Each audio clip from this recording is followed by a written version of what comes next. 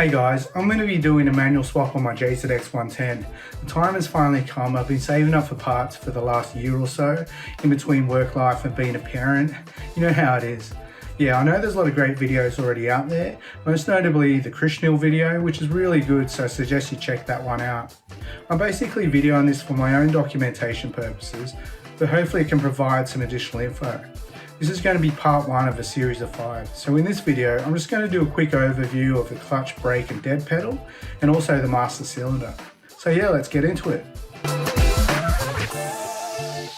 So before we get into doing the footrest or the dead pedal, just a little disclaimer, I've already replaced the brake pedal with the manual one. This is the auto one obviously, but it's quite a simple replacement. You just remove the pin from there, unplug this and remove the pin from there and put in the new one.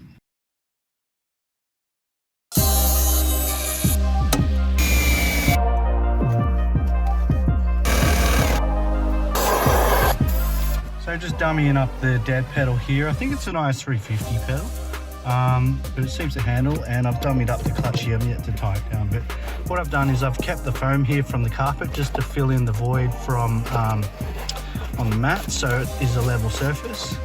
But then what I've done here is I've cut holes in the original dead pedal. Super sketchy, I know, I just eyeballed it. I know I should have measured it, but it seems to handle anyway. And yeah, we'll go from there. Yeah, so there's the dead pedal in position there. It's not going anywhere, it's pretty sturdy. If you wanted to, you could probably put a relief cut in that crease there and just stitch it from behind, but to be honest, no one's going to see it.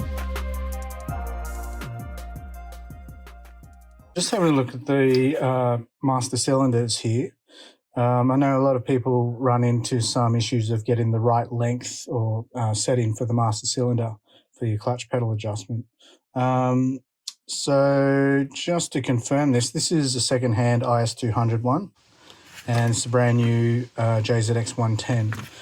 Just lining them up, the immediate difference, as you can see, is that these studs are shorter. Similarly, the length of the rods, and the reason being is because the JZX110 uses this 10mm spacer. So just to confirm, the studs on the IS200 is 37, 38mm roughly, and JZX110, yeah, is 10mm longer. So just measuring on the inside with the gasket, I've lined up the center point with the master cylinder and then just traced it there onto the firewall, and we can start drilling.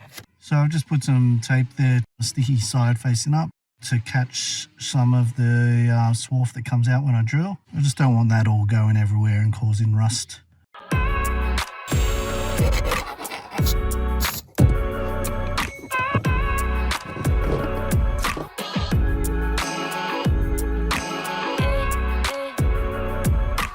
So just to recap, I've put the nuts on the master cylinder. There's one up here and one over here. The hole to drill those was 9mm.